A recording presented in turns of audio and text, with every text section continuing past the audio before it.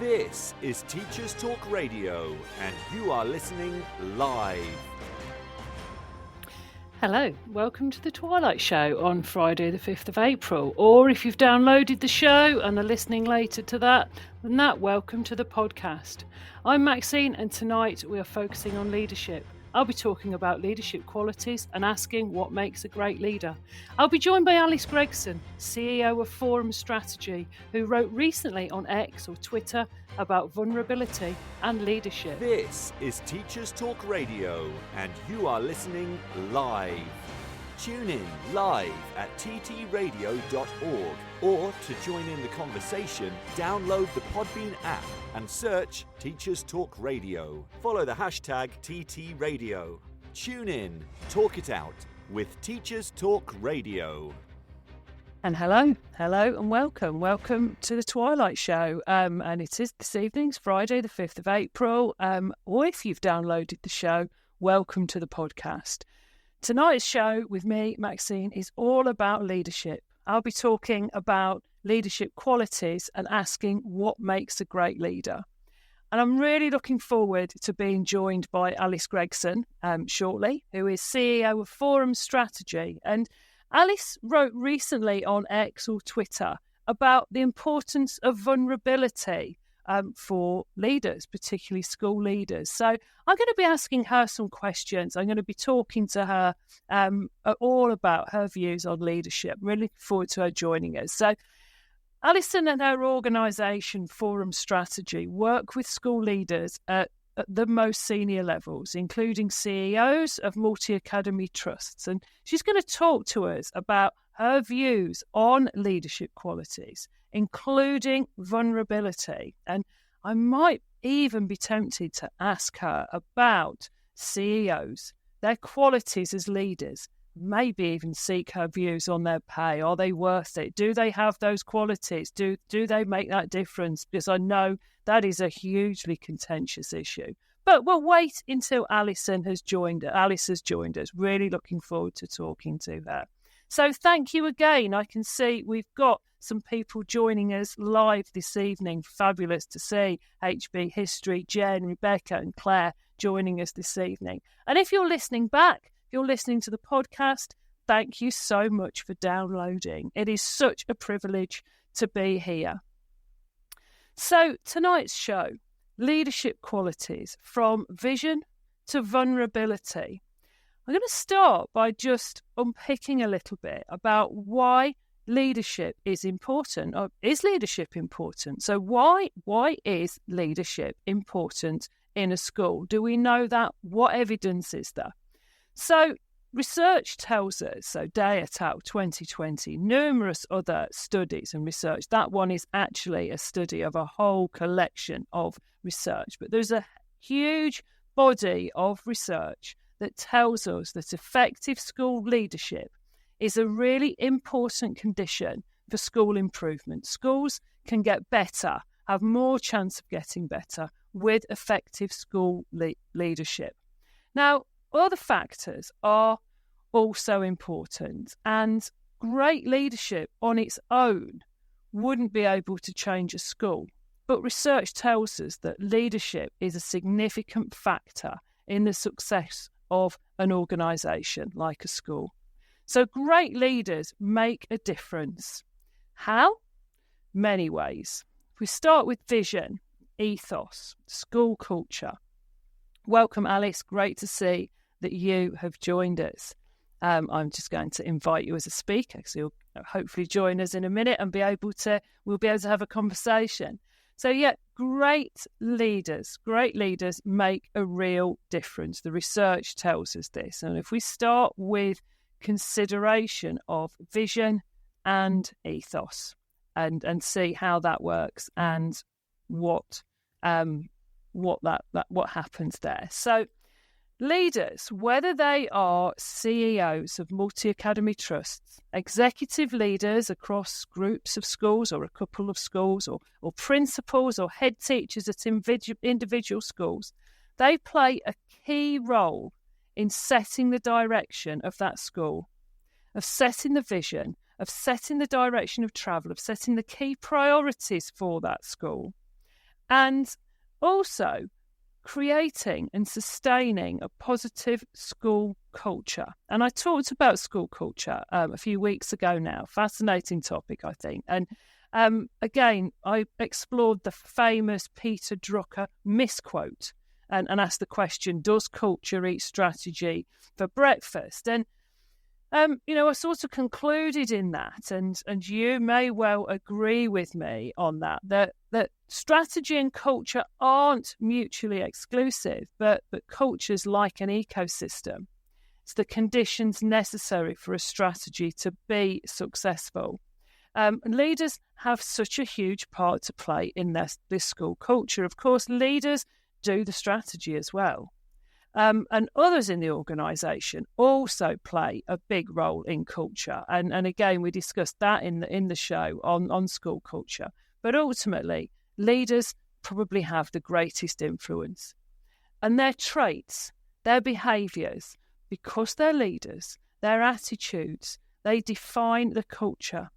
And, we all I like very much the phrase that culture should, and that culture and vision needs to be set by and needs to be lived. Culture needs to be lived, not laminated. It's not just something that's there as a display. It's really, really important that school culture is modelled by school leaders. We always say, and I think we covered this in the show, if you want a culture that's positive and not moaning as a leader, it's really important that you are positive and not moaning, because other people will take a lead on that. So again, leaders are really important in that creation of the culture, really important in vision and ethos. Where do we want the school to go? What direction are we going to take the school in? And yes, of course, others have an impact on that. Leaders as well, they make some key choices. And some of their choices on what to focus on as a school will have a huge impact. And it'll have an impact on teaching and learning. It'll have an impact on well-being. Whether head teachers and senior teams take choices to adopt particular behaviour approaches, for example, that will have a huge impact more than any other individual. So again, thinking why school leaders are important and why these roles are absolutely crucial, and why school leaders then having these positive traits and having those important leadership qualities is important. If we look to the head teacher standards, they were last updated in 2020, states in the introduction of that document that, and I quote, head teachers are leading professionals and role models for the communities they serve. Their leadership is a significant factor in ensuring high-quality teaching and achievement in schools and a positive and enriching experience of education for the pupils. Together with those responsible for governance, they are the custodians of the nation's schools.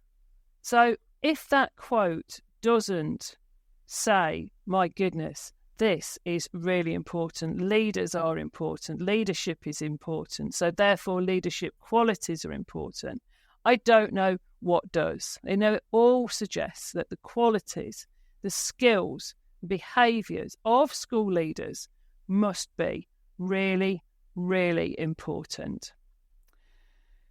So the next thing then is to sort of define what we mean by a great leader.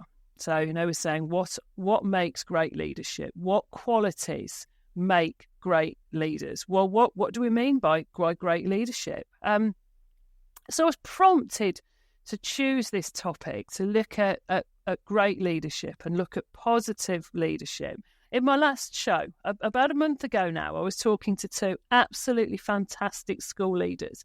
It was International Women's Day, so I picked two brilliant women leaders in education, both very successfully leading schools through periods of immense change, actually, and both schools very different, both head teachers very different, but they are doing such a brilliant job. And I thought, what is it that makes these leaders such great leaders? And that's one of the things then prompted me to have a more detailed look at this evening. I just thought, so important. Let's have a look at what great leadership is. So I think it's really important to note that leadership is very, very subjective. And some of the research, even when we talk about some strong evidence-based research, some of that is based on feedback from surveys. Some of that is linked to teacher retention. Some of it is actually opinions of head teachers themselves. And so there is a degree, that's my sort of caveat and little bit of note of caution about this evening's show. Some of this can be subjective, and one person's definition of a great leader may well be different to somebody else's. But again, I still think it's valid, and the research, obviously, it comes with a brilliant research pedigree. A lot of that we're going to talk about this evening.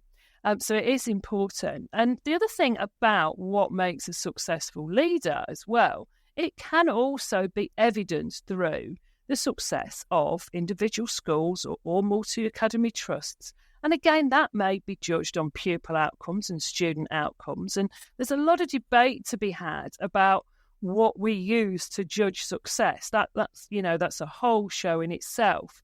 But I still think that is really, really relevant to talk about what are positive role models and what are positive and what are really great leadership traits. So I really look forward to talking about this a little bit more in just a moment. Okay. There are also, I'm just going to give this a brief mention. There are also, of course, Ofsted descriptors for good and outstanding leadership and management. I'm not going to dwell on this here, and I actually made myself a promise not to get derailed into this on here. Leave this maybe to Brent's show, Education Tonight, or leave it maybe to the weekly review, but definitely not going to dwell on the Ofsted grade descriptors. And I've also promised myself, but I can't help this here. I can't help not getting derailed into some of the qualities or traits that the former leader of Ofsted has or hasn't shown in recent months. And again, in the last week. But again, that's enough. I'm going to park that there, and I'm not going to come back and discuss Ofsted or Ofsted's descriptors of good and outstanding leadership. And I'm going to avoid Ofsted measures as well and Ofsted terminology in talking about leadership as we go on. I think one of the other things that certainly in doing some of the research for this show this evening that's come to mind is that there is no single answer in what makes a great leader. No single answer. I think we'll notice and I think we'll find some common traits. And I think that we'll also be able to see some common themes. It won't always be the same. And I think we also we'll see that great leaders come in different forms. And again, there's not just a one-size-fits-all. There's not just a model of great leaderships. This show is brought to you in partnership with John Catt Educational, publishing professional development books and resources to support great teaching and learning in schools around the world. Have you checked out their latest releases? Use the code JCTTR2324 for 20% off your order. Don't miss out. Visit johncattbookshop.com to explore their full range of titles and advance your own professional development today. Happy reading. This is Teachers Talk Radio, and this is Teachers Talk Radio News.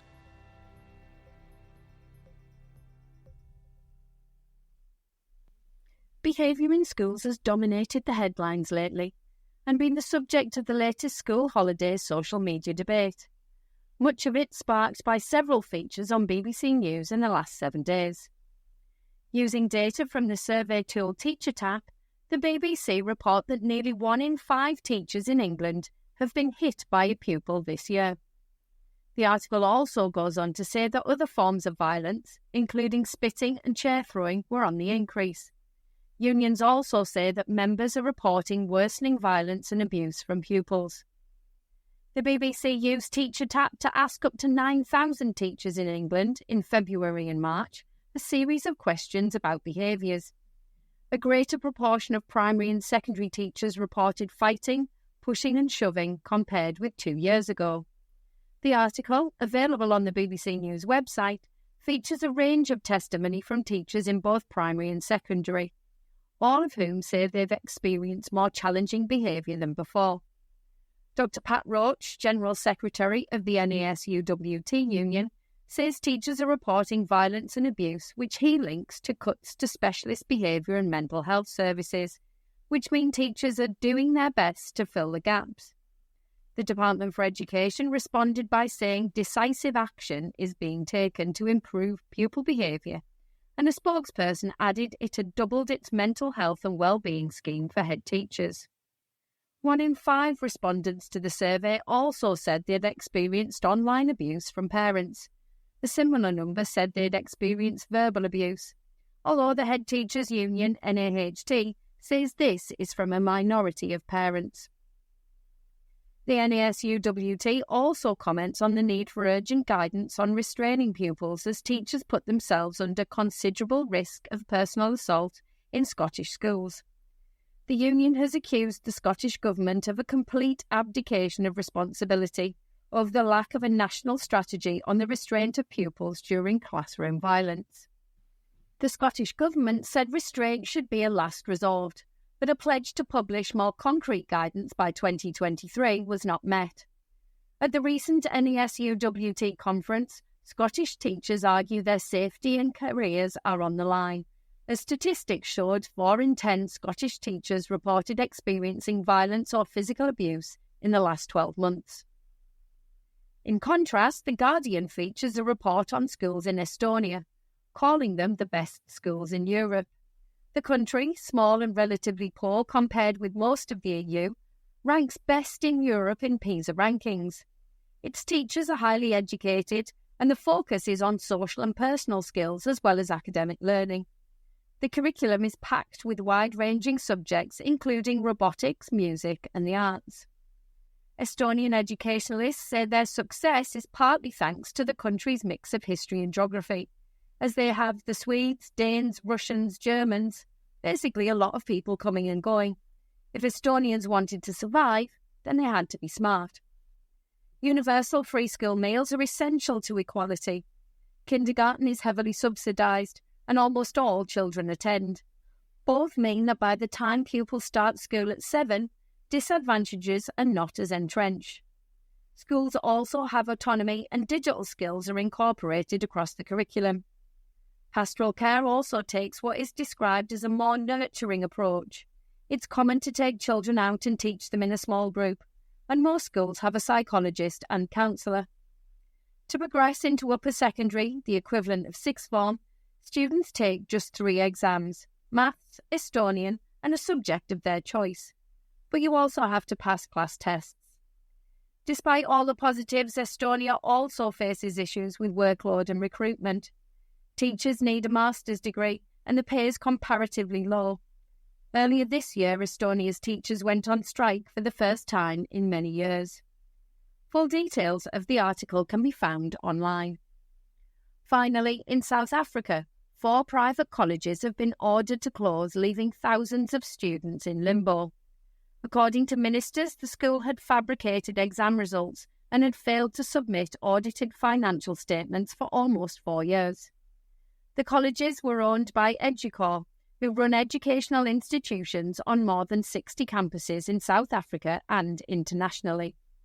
The colleges have until the end of the year to cease operation. Students had complained of poor quality teaching and learning, and there have been allegations of non-payment of staff salaries. More than 13,000 students will be affected by the decision. This has been your Teachers Talk Radio News with Joe Fox. This show is brought to you in partnership with John Catt Educational, publishing professional development books and resources to support great teaching and learning in schools around the world. Have you checked out their latest releases? Use the code JCTTR2324 for 20% off your order. Don't miss out. Visit johncattbookshop.com to explore their full range of titles and advance your own professional development today. Happy reading. Wonderful. How great to have a news break. And it's really such a great privilege now to welcome Alice Gregson, CEO of Forum Strategy, who wrote recently on X or Twitter about vulnerability and leadership. Alice and her organisation work with school leaders at very senior levels, including CEOs of multi-academy trusts. And Alice, I'm going to come to you in just a minute to talk about leadership and then about vulnerability, and hopefully ask you one or two more questions. So thank you very much and welcome to the Twilight Show on Teachers Talk Radio. It's a pleasure to be here with you this evening, and thank you so much for joining me this evening, and again for your patience as well with technical things. There are always technical things with my show, so it's brilliant. So from your experience working with leaders at all levels, including CEOs, aside from vulnerability, which I'd like to talk about separately in a minute, I'm just really interested to hear your views on the key qualities of the most effective or the best leaders. I think for me there's two real aspects to this. I think there's what we do, so there's our traits and our behaviours, but I think there's also what we have, which is our skills. And I think both of those are really, really important.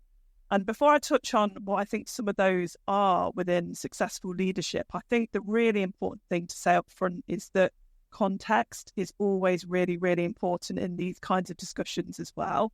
Of course, I can reflect generally on some of the really great traits and skills in successful leaders, but I think it's really important to recognise that they can vary quite a lot depending upon the context. So, for example, the emphasis on particular leadership skills and traits of those in sort of high pressure, high stakes roles, such as the military or surgery, might be quite different to where we would place emphasis, I think, in other environments. So I think context is always really, really important. Right. A lot about that within education as well, don't we? And I think the other thing to say before we delve into some of those traits is that I'm a big believer in that if you don't have some of these traits or qualities, it's not to say that you can't develop them. And I think that's such an important thing to say up front, that it's very important that we can develop some of these things. These are not things necessarily that people are just born with. So I did want to say that so I didn't inadvertently imply that if you don't have these things, you can't be an incredible leader. So just a couple of caveats up front, I think, Maxie. Just want to pick up on a couple of those things, actually. So again, we'll talk about the traits and the behaviours and the skills in just a moment. But I'm really glad that you've flagged both of those things. You have mentioned context, and it isn't one size fits all, and different skills would be appropriate at different times. I think that's what you're talking about there, isn't it?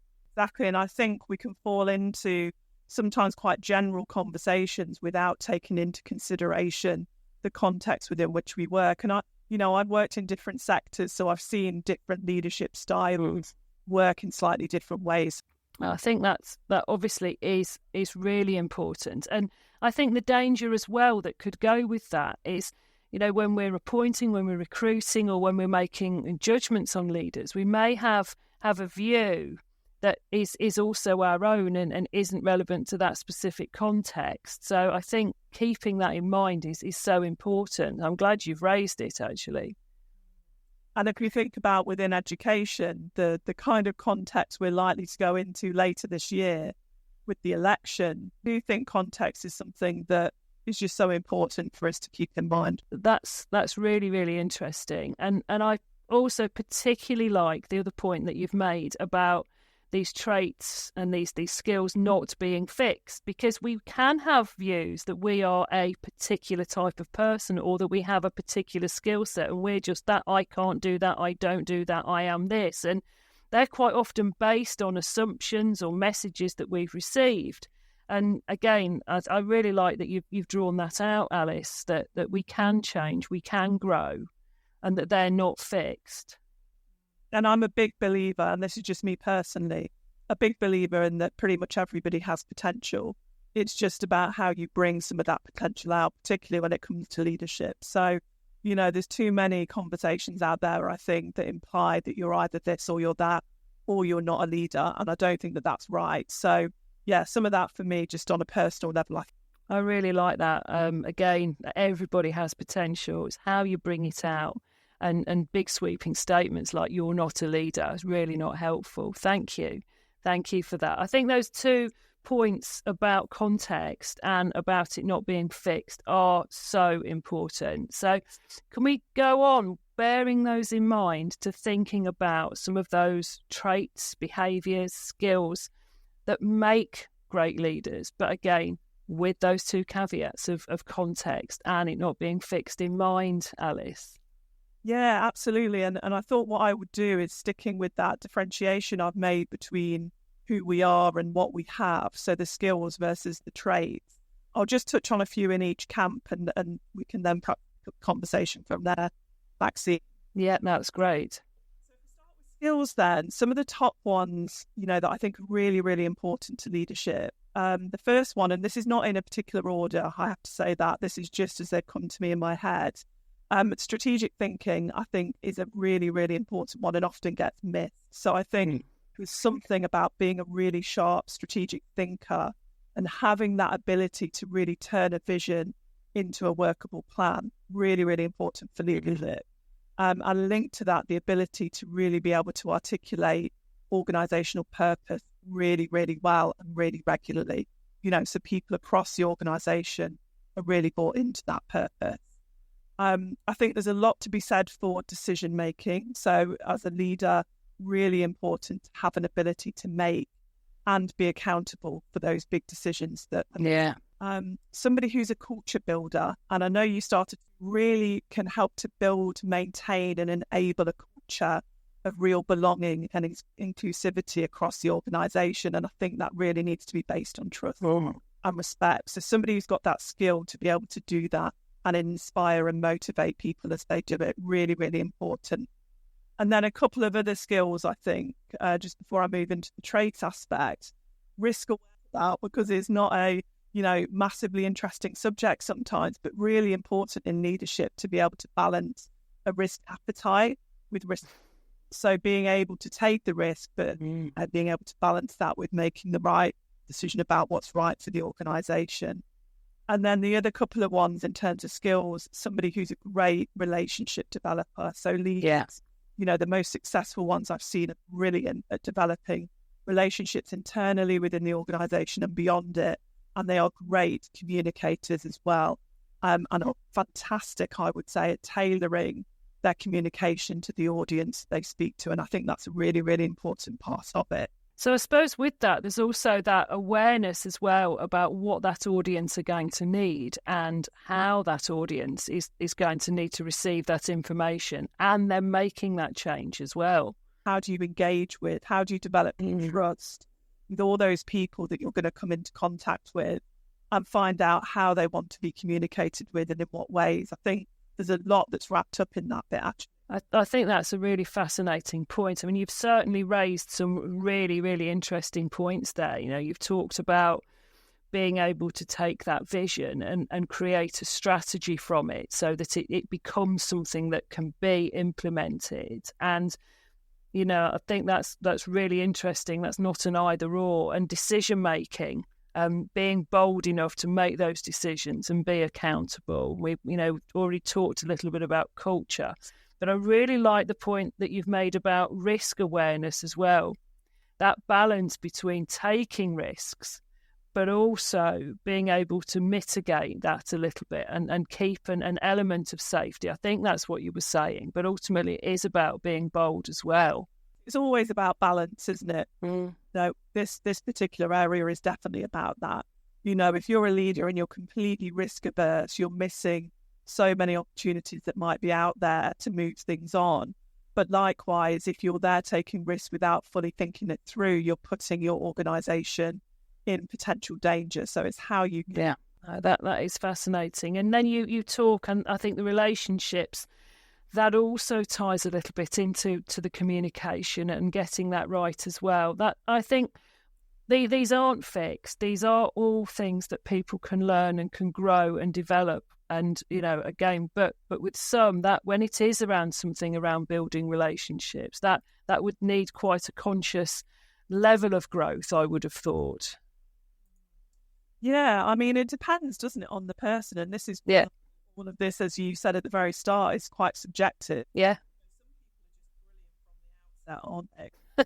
And knowing what it is. Yes. One. But other people, it takes a bit more work. Yeah. Really important bit about this. You might have some natural abilities, but the ones you're not quite naturally confident in, most of the time you can develop them. And I really like that it is okay not to have all of these, and it is okay to grow them. And leadership is it is a marathon, not a sprint. It's a learning journey, and it's something in which people do change and grow, I think, as well. Would you agree with that? And of course, there's different leadership levels, aren't there? Yeah.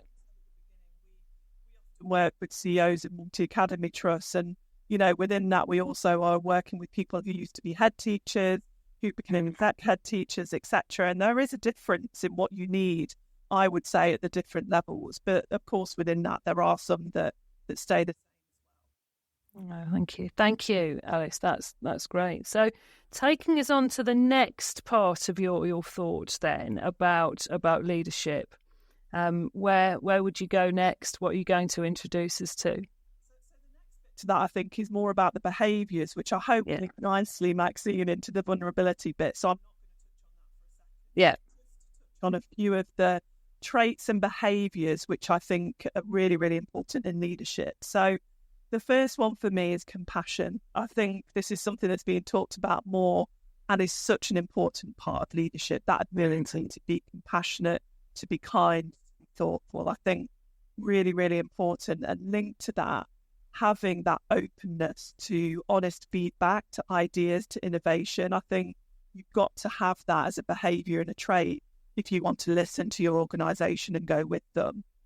Of course, I'm going to say, people have to be inclusive in terms of champion diversity and equality, and within that, be able to collaborate with people from all sorts of different backgrounds. Yeah. That is fast becoming a really essential part of leadership, and rightly so. And then the other couple of things that I've just noted down here, being curious and relentless at learning, really important is part of leadership, that constant learner's mindset. And within that, being very humble as well, knowing what you know, but also knowing what you don't know. I think really, really important. And I could go on, but I'm not going to, because I know we've got limited time, but just you from me to get the conversation going. No, I think they are, again, a really, really interesting list and quite contrasting in some ways. So in some areas, then we've got around compassion.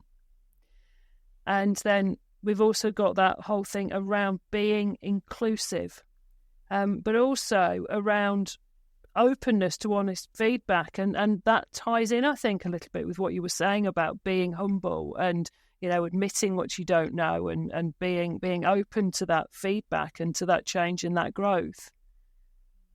Yeah, absolutely. Absolutely. And I think, being able to recognise where people come from when they share what they've got on their mind. I think it's such an important part of leadership. We might not always immediately think, oh, that's what I thought you were going to say. No. People say with a bit of thought, a bit of compassion, a bit of care, even when we're at our busiest. And I know that that's a massive thing for us all within education at the moment. It is, isn't it? Having that time to really listen.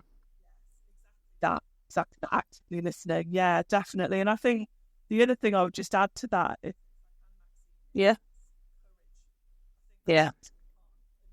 part of leadership is that ability to take brave decisions, to have the courage to lead and lead authentically. Really, really.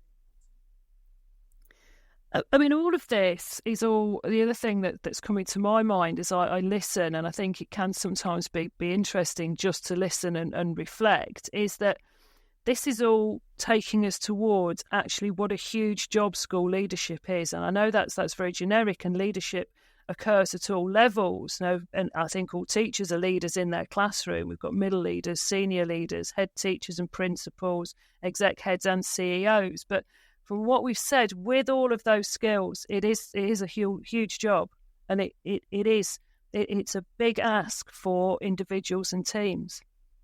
Absolutely massive. And I really, really do feel for everybody within education at the moment, because I think the task is huge, and so many things coming from different places, different pressures. But if I can, I want to share something that a couple of colleagues and friends shared with me a little while back, and I always keep this in mind as a leader. It's from Michael Payne and Sir Steve Lancashire, and they often say that great leaders are good at doing only the things that a leader can do. That's such an important thing to keep in mind, that you can often get dragged into the day-to-day and wanting to do all of the things that are on our to-do list. How many of those are things that only we can do as leaders?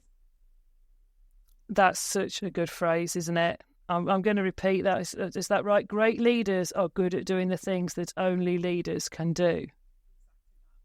So we will all get drawn down, and all get drawn into those sort of lower jobs, the next tier down. And that's, really, really difficult, isn't it? I think that also is another of the challenges about leaders. Rebecca, thank you so much. Rebecca's made a comment that says that she's struggling to hear the interviewee. However, we can fix that, and we'll get that sorted by the time that this is published. So I'm going to keep going, because it's such a brilliant interview. Alice, you are just such a superb guest. Thank you so much. So I'm going to hold that thought a little bit about the challenges of leadership, and about what a huge skill set there is needed, and what those behaviours are, and why that's important. So I'm going to just hold that thought for a moment, and I'm going to come to vulnerability, because your post on vulnerability was absolutely fascinating. Really enjoyed that. So I wonder if you could talk us through a little bit more, please, about vulnerability and why it's so important. Of course. Thanks, Maxine. So, it's something that I've always been interested in terms of leadership, ever since I was introduced to Brené Brown's work over a decade ago by my mentor at the time. And when I read the book, Daring Greatly, it was much within that resonated. So it's always been something of interest for me. The reason I was reflecting on it more recently is we actually ran a session through Forum Strategy looking at why we've still got such a gender gap within leadership positions across education. And obviously at the start of that, you want to create that feeling of psychological safety and really get to know the people who are there, so they can be honest and open. And we just found that actually a couple of people really struggled with that. Right. They said this in their own words. They initially felt quite uncomfortable sharing their vulnerability and opening up in that way. And so it got me thinking, how vulnerable are we really as leaders? We say that we are, and often people use it as this fantastic buzzword. It's really popular at the moment. But when we look deeply at what we're doing, how vulnerable are we being, and how are we modelling that to others, so that when people join calls like that, they don't immediately feel uncomfortable. It's something that they feel they can ease into really naturally. That's really interesting, Alice. And, I think maybe it goes back to some of our maybe outdated or our views of what we've been told leadership is about and who leaders are, that may still be there in the back of minds. But yes, you're absolutely right about that buzzword. But how vulnerable are leaders really being? Exactly. And I think it's such an important thing that needs to be lived and modelled. Otherwise, I don't think it has the same impact. If we're walking around saying, actually, we're being quite vulnerable, and people around us are saying, well, you're not really, how vulnerable are they going to feel comfortable being, in that context? So unless as leaders we're willing to model then it's not going to have the impact that perhaps we want it to have as leaders. No. So what might modelled vulnerability look like by a leader? I know it can look like all sorts of different things, and I know that's a huge question. But again, what might being vulnerable look like? Claire's asked us, do you think people are clear on what being vulnerable means even? So, but to double question there. What do you think about that, Alice? No, I think the answer to that is Claire, that we're not. I don't think we are clear on what vulnerable means. I mean, this is why I think is having examples of what it means is really, really important. So I'll give you an example of what we did at that session on women's leadership that I felt was a good example of being vulnerable. I literally said at the start, we're going to introduce ourselves, but we're only allowed to say a tiny bit about who we are as professionals and our organisation. We've actually got to say more about who we feel we are as people, and whatever that means to you, you are more than welcome to share. So I think for me, it's about stripping back the stuff that we're really comfortable sharing and delving more into the stuff that we're slightly uncomfortable sharing. That is very different from person to person. Because that role, that professional, that persona that we've created, that mask that we've put on to go out into public as a leader, I can really resonate with that actually being a piece of armour and who we are as human beings underneath that being a far more vulnerable place. Exactly. And I think, again, my favourite word of context comes back into this because, can we go around 24/7, every single day of every month being vulnerable with everybody we meet? Absolutely not. That trust has to be there in order to be able to be vulnerable, I think. And that's an important one that I think we could talk all night about. Yes. Is, how do you create a culture within which people feel comfortable being as vulnerable as they feel comfortable? No, that is huge. And again, back to culture again, which is a continued really important topic for me. So still sort of on that line around what vulnerability looks like. I wondered if you could go into that even more, what vulnerability looks like, but also help leaders draw the line between vulnerability and oversharing. Yeah, it's a really important one. I think, so again, it's very subjective, but my interpretation of what I mean when I'm talking vulnerability is that it's that openness. So you're opening up to people and sharing who you are as a person, not just what are my credentials, what are my qualifications. It might be some of it, but we're going deeper than that. We're sharing something that people should know about you, but often we just don't have the time or we don't feel comfortable sharing it. So I think it's about sharing something that's really fairly personal to you that you wouldn't ordinarily say. It's that balance between where does that then go into what we like to call oversharing.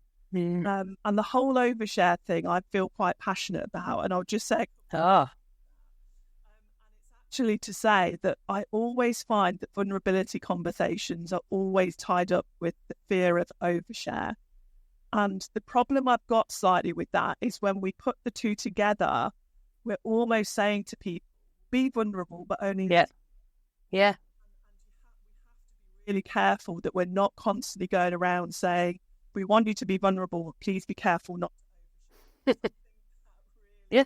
Really puts people off and it makes them overthink. I think the way that we kind of set the boundaries around vulnerability, as it were, so it's not overly controlled, but there is some boundaries there, is by modelling some of it ourselves. So if we're in a SLT meeting, for example, and we're asking that team to open up and be vulnerable, we start with doing that ourselves and we show within that what we're kind of expecting in terms of length of sharing, what kinds of things we might be sharing. So I think it's more the modelling, I would suggest, rather than using the term of overshare. So again, back to leaders, again, having that really important responsibility to model, to really walk that through and to show people and to share about themselves, to take the mask off of, themselves CEO or themselves head teacher and share a little or share as much as they are comfortable to with people, to show themselves as human beings and human beings with flaws and with brilliance and all that whole mix in, I think. Exactly. And again, it goes back to that point I know we keep making, which is that what that actually looks like in practice is quite different individual. So maybe the starting point, if you want to encourage more vulnerability within your leadership team or within your organisation, is to find out what people are actually understanding that to be, where some of those boundaries might be, so that you can start that whole process fully informed, rather than going into it with our own preconceived ideas of how vulnerable we want people. That makes so much sense. So actually, starting it by checking on and maybe sort of, co-creating our definition of what we want to be. How are we going to share with each other? How are we going to bring more of us as human beings to the table here? What does that look like? What are we comfortable with? Exactly. And again, I'm going to share with you a quote from Sir Steve Lancashire, because I work really close. I love what he said around this. And his quote is that me being me means that you can be you. And I love that whole idea, because it links to vulnerability and it links to authenticity and that idea of people being able to be themselves at work. I really like that. And I really like that idea of, as being ourselves at work. And again, that ties into human being first, or person first, professional second. And that, I think, is huge for a culture, and that's huge for organisations such as schools and MATs. Exactly. And again, I think it's, for us to decide where we want those balances to be. But I think a really important conversation that is really nice to see this opening up within education. I know, fascinating. And yes, I'm really pleased you mentioned Brené Brown, and I've definitely got somebody else to look up and to learn a little bit more from. So far talking to you, Alice, and I'm mindful of time, and I'm mindful of using your Friday evening. It's absolutely fascinating to talk to you and to hear your take on this. Really interesting. So if we're thinking then about MAT CEOs, and, MAT CEOs, there's much made of the significant salaries that a CEO would earn. We've seen about the level of responsibility. We've seen about the skills and the who I am and the what I bring to it, and that's not fixed. But also all those big demands, and therefore the impact that they can have. Do you have any sort of views or anything that you're willing to share on that, about their strengths and their impact? And I suppose I'm sort of saying, are they worth it? It's a fair comment, and I know that I've seen a lot about this in the media and within lots of places over the years. And, the salary bit I can't comment much on, because it's broad and there's all sorts of things that go into that decision. But perhaps a really good starting point is for us to be really clear on what the difference is, perhaps, between a CEO, an executive head, a head teacher, because I think when we understand that, we can understand where the unique value is that they bring to the organisation. So, a couple of thoughts from me. Very unique in terms of the scale at which they work. So often across several schools, and in some cases dozens plus. So that scale that they bring is quite unique to that particular role. Yeah. As is, of course, being the accounting officer for the whole organisation across multiple schools, and therefore highly, highly accountable to trust board. I think really important to keep those things in mind.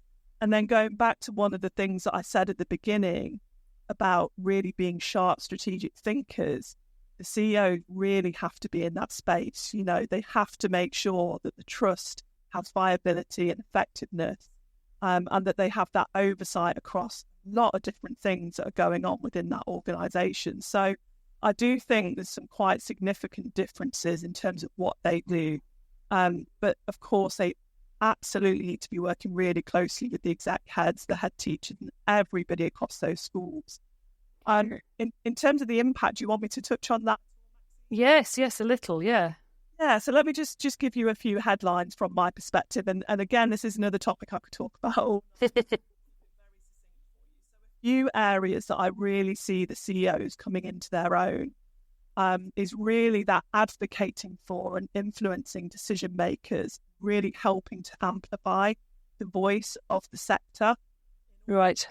Where that voice needs to be, where decisions are being made that affect the sector, we've got some great CEOs in our network who are at the forefront of championing what is right for the sector. And I think they're in a really unique position to be able to do some of that.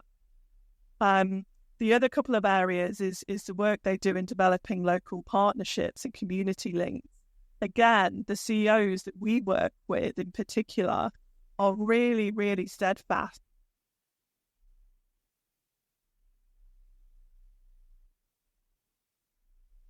Oh, Alice, I've lost you.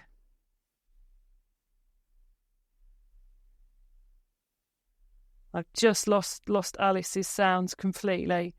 So what I'm going to do, if is anybody else there lost Alice's sound?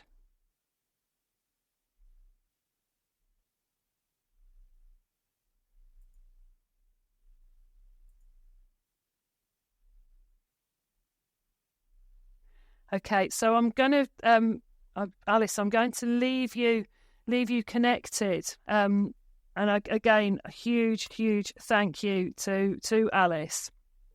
What I'm going to do, I'm going to have a moment to our sponsors and then come back and see if we can get Alice back, because what she's telling us is really interesting.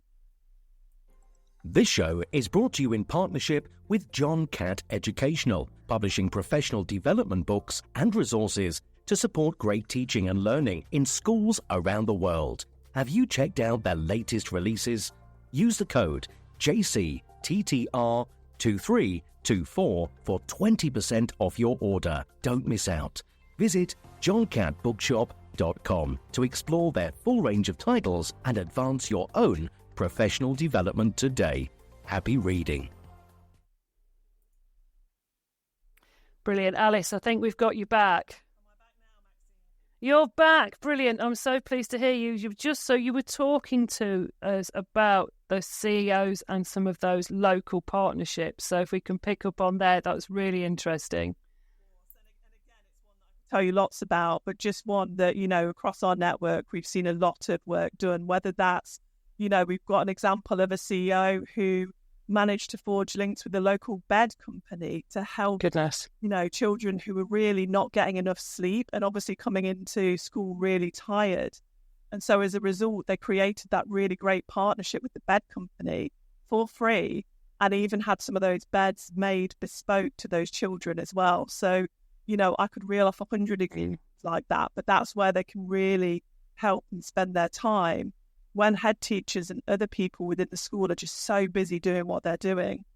And then the final one I'd just say is that they work really hard as well, I think, across the trust to generate, additional support and development opportunities. So, I don't obviously want to go into the weeds of Ofsted because it's such a big topic. But when we think about the lack of support that's often available to head teachers going through Ofsted, it's intense and it's huge. And what the CEOs often are really striving to do is make sure that support is in place across the trust, so that the schools to schools are supporting each other and that additional capacity and support is there. And that is just one, example again of several that I could give. So I think for me, it's just about remembering what the CEO is doing that perhaps other roles within the organisation just wouldn't have the time and capacity to do. And that's where they're adding their. Thank you, Alice. I mean, I think that is really interesting. And I think, to be fair to most of us in other roles, whether even as senior as heads or middle leaders or senior leaders in school, and certainly classroom teachers, would have no or very little idea about that. And again, it does seem so far removed from normal school leadership or normal school life. But some of those points that you've raised there, there's a really interesting one that you've raised about being an advocate for the teaching profession, particularly at the moment when it's a really difficult time and influencing the sector. And again, you've talked there about generating different opportunities. So thank you very much for sharing that, and all the other points about leadership challenge and what makes great leaders, and particularly about vulnerability. So maybe back to vulnerability and leadership qualities. Any final summary thoughts to share? Maybe something for new or aspiring head teachers or aspiring CEO? Any sort of final summary point to draw us to a close this evening? Oh, that's a I mean, I think for me, it goes back to our original points, Maxine, at the very start, which is that I genuinely feel that most people have a huge amount of leadership potential within them. Yeah. And will often discount themselves because they don't tick certain boxes. And I think the really big message for me is don't do that. Don't discount yourself. Look at what you can develop. Look at some of the skills and traits that you naturally have that are your strengths, but the ones that you also need to develop in as well. And go out and do those. You know, going back to that point around the CEOs, you know, if people don't understand what that role does within education, go out there and shadow them.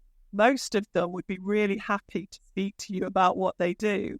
And that might be a future development opportunity for head teachers and other leaders in schools as well. So my main point is just don't discount yourself if you don't think you tick a box, because this is all about, you know, bringing what you have to the table, but thinking about how you develop going forward. Alice, thank you so much. I really like that idea about growth and about development, and don't put yourself into a particular box and think you can or can't do something. That get out there and, you know, give it a go and learn, and that we are all on that sort of journey.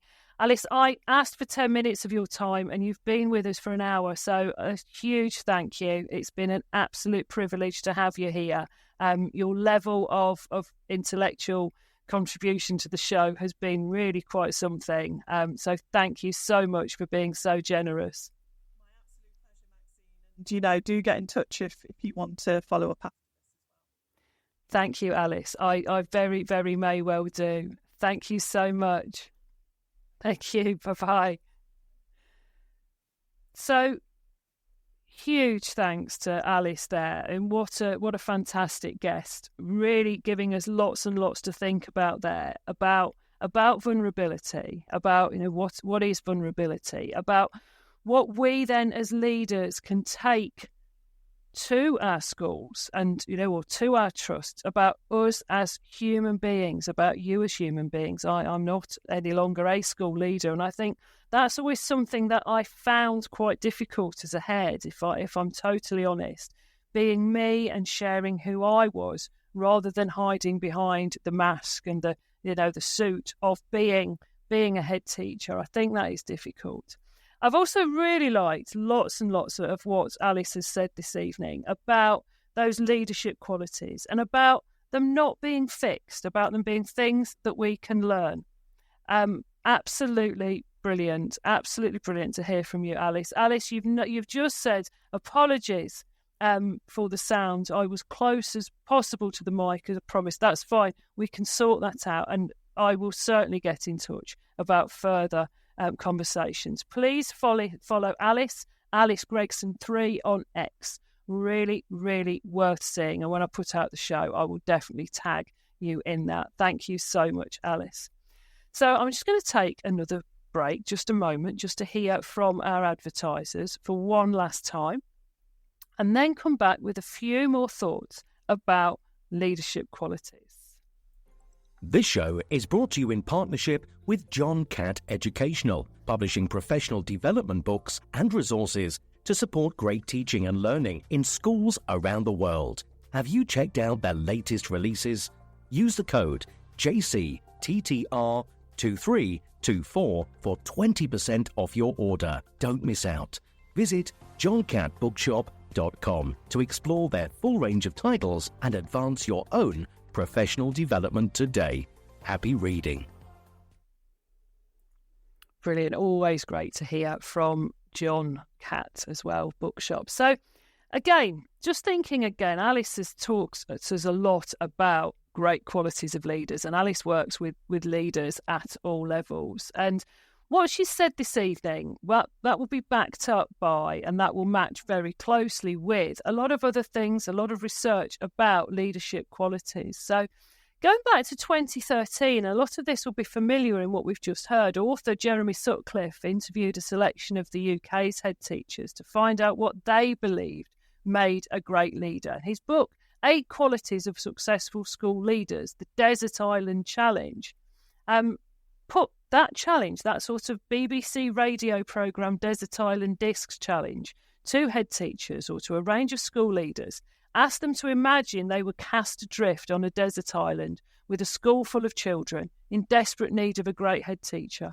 He asked what 8 qualities they'd take with them. Now, that's 11 years old now, and a lot's happened. The world's changed. But I think those 8 qualities are as relevant as ever. We'd certainly heard Alice talk about them quite a lot this evening. More recent reviews of research, such as the EEF in 2023 and the Education Development Trust, show similar findings. So those 8 qualities that were listed in that research by and the book Jeremy Sutcliffe, it's a really good read, actually. It's well worth finding and trying to dig into it. The qualities that came up were vision. Again, we've heard Alice talk about that this evening. So the best school leaders have a really strong vision and a clear sense of moral purpose to go along with that. They have the second one is courage. Again, the courage, determination, willpower and patience to see things through, willing to take risks. And again, we heard Alice talk about that willingness to take risks, but balance those risks as well and make sure that works. Passion, being there for the children, is central to great school leadership. And I think as well as that, being there for the staff, because if you're looking after the staff, they will also look after the children. Emotional intelligence, that working with and understanding other people, building teams, understanding the importance of relationships. Relationships just so important. Empowering staff and pupils, showing empathy. And again, that whole curiosity, that whole thought, again, we heard that this evening, didn't we, from Alice, talking about being able to get on with people. Really important. Number 5, judgment. And that's a really hard one because nobody gets it right all the time. But the best head teachers will show great judgment. They'll make the right calls. And again, if they don't, they'll own any of those mistakes. And that's really important. Back in 2013, resilience was mentioned as well. And I think there is still a place for resilience. Leadership is full on. It is grueling. However, I think we've seen a slightly different take on this now, that you don't just need to have your head down and just keep ploughing through. And you don't necessarily need to be energetic and positive all the time. So I would question that a little bit. And I think that's something that possibly has changed. Number 7 was persuasion, although, being able to be resilient to a certain degree, but also knowing yourself and having strategies so that you can steady yourself. And whether that is about enabling yourself to be vulnerable when that's when you can and when you need to be as well, is also important. So I'd never discount resilience. Number 7 is persuasion. And again, still I think is relevant now. School leaders are confident communicators and storytellers. They certainly can get people to see their view of the world and their view of how things need to be for their school or their mat. And number 8, curiosity. Being outward looking and being curious. Again, headship is about having one eye outside of school as well, looking what's going on elsewhere, picking up good ideas, being a good networker, finding great opportunities. That, again, I think that goes back to 2013, but is still really relevant. More recently, updated in 2020, Day, Salmons and Gorgon document Successful School Leadership, describe some of the professional policy and the standards, such as the head teacher standards. And then they go on to focus about successful principles, models and practice. And they talk about building vision, setting a direction. Again, we've seen that, haven't we, already? That's a really important quality for a leader, to have that vision, be able to set that direction. The next leadership practice and leadership quality that they actually draw out is being able to understand and develop people. Again, thinking about developing the skills of teachers and other staff, actually improving their teaching and learning, but also developing other leaders within the organisation. Now, that also takes a certain degree of courage, because you're growing people and moving people on, some of whom will leave, some of whom will fly the nest of that particular school or mat, because they will have been developed and they will be able to move on. However, if you're thinking about understanding and developing people, leaders then, would need to be collegial, they'd need to be considerate, supportive, they'd need to listen to teachers and other people's ideas, and just generally looking out for people's personal and professional welfare. They also said number 3 was that a leader would need to be able to redesign the organisation. And if we think about the type of traits and the type of leadership qualities to do that, that's about being able to be collaborative, creating culture, being able to be strategic, evaluative, and building productive relationships outside of school as well. Number 4, they said that they would need to be able to manage the teaching and learning programme. So aiming to create productive working conditions for teachers by adopting organisational safety and strengthening the infrastructure, and that the structures and processes within the school are really, really important. They also highlighted that leaders would need to be able to be clear on pedagogical leadership, having important, clear educational goals, planning the curriculum. So again, you think about the skills and the traits that would be needed for that level of creativity, strategy, design, curious, having high expectations. They're all in there, and I think really, really important. They also, in this 2020 study by Day et al., they also talked about distributed leadership. That's not a model itself, but it's a concept. And it's about enabling and involving others in that leadership. And again, this sort of theory around distributed leadership grew in the 90s, and then sort of leadership moved away from hierarchical structures. But it does, for a leader, need courage, because it does involve putting other people in key positions, giving other people responsibilities where they can then make decisions. And they may not be the same decision that you would make as a leader. So again, thinking here, all of these sort of different qualities, I think it's really interesting. And going back to what Alice said about it's not fixed and leaders can grow and change. And again, about context, what's needed. There might be some organisations when there is more of the distributed leadership possible. And there might be other contexts where leaders needed to demonstrate different traits and maybe be a little bit more directive.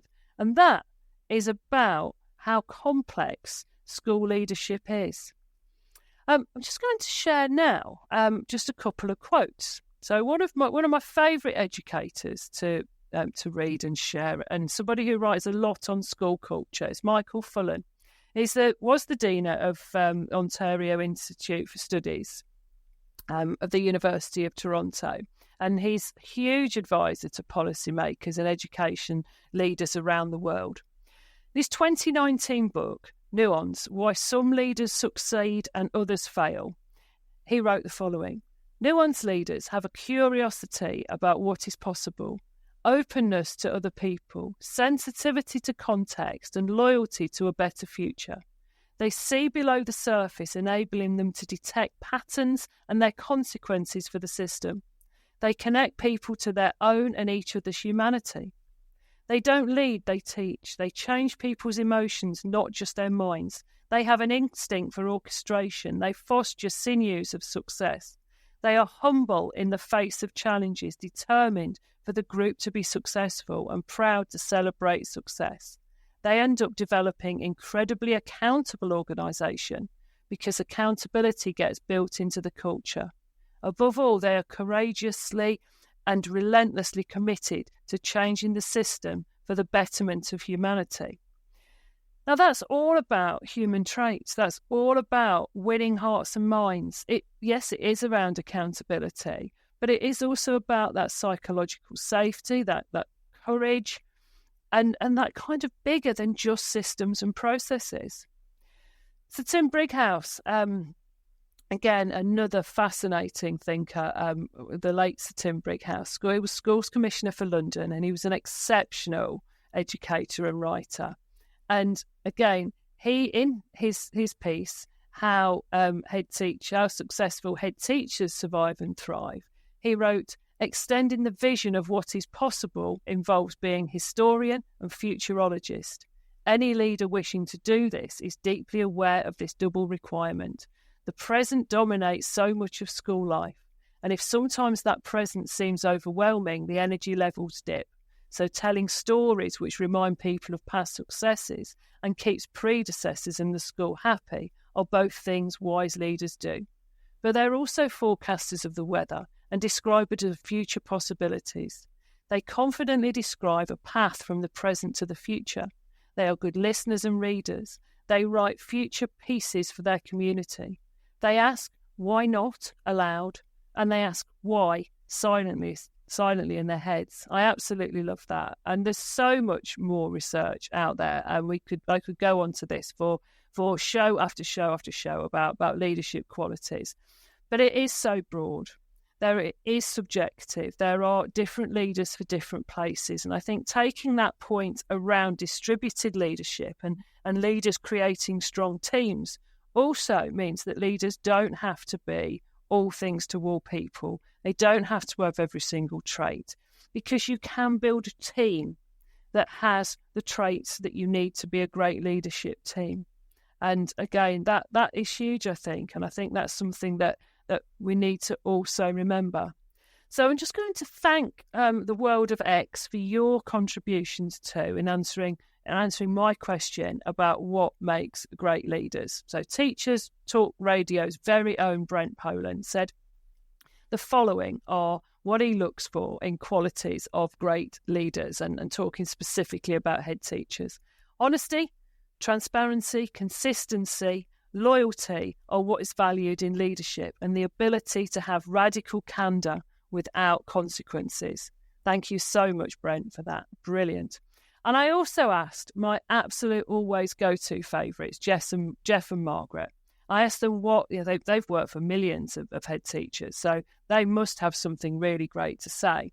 So the best head teachers we work for, Jeff and Margaret said, they were personable, consistent, measured, fair and reliable. They were dedicated and passionate, diplomatic and sensitive. They cared about everyone in their communities. There was mutual respect. They led with optimism, wisdom and integrity. So that starts to bring us towards the end of this evening's show or the podcast that you've been listening to. And thank you so much for joining us. We've talked all around great leaders, what makes really strong education leaders. We were joined by Alice Gregson from Forum Strategy, and she talked about traits and behaviours, and she talked about skills that leaders needed, the importance of that strategic thinking, and the importance as well of being able to articulate that, decision making, being accountable, being culture builders, being risk aware, balancing, taking risks with managing those risks, building relationships, communicating and tailoring communication to the audience. Talked about leadership behaviours, compassion, openness to honest feedback, being inclusive, being collaborating with everybody, being curious, being relentless, being humble, and demonstrating courage. We talked about what a big role actually leadership is, but it is contextual. It is also subjective, and I think the one thing to go away from is how Alice left us with her final summary point was about these traits aren't fixed. As humans, through coaching, through growth, through various sort of learning, we can change, we can work out, we can learn to be the leaders that we want to be. So thank you so much for listening this evening, and thank you if you're listening on podcast. Absolutely brilliant to see you. Just going to give a quick shout out to some shows to look forward to. 7 o'clock tonight, 7:30 tonight, we've got James Radburn on The Late Show talking about the role of AI in future education. Sunday, the weekly review, brilliant as always, lots to discuss on there. And Monday the 8th of April via StreamYard, Tom Rogers and Hannah Wilson with guests Anita Bagri and Steve Waters will be talking all things wellbeing through the Teach Well Toolkit. Brilliant show. Definitely give that one a listen. So thank you once again. Qualities aren't fixed. Be the person, be the leader that you want to be. Thank you so much. I look forward to seeing you again soon. You've been listening to Teachers Talk Radio. Tune in live and listen back at ttradio.org. We look forward to hearing from you next time on Teachers Talk Radio.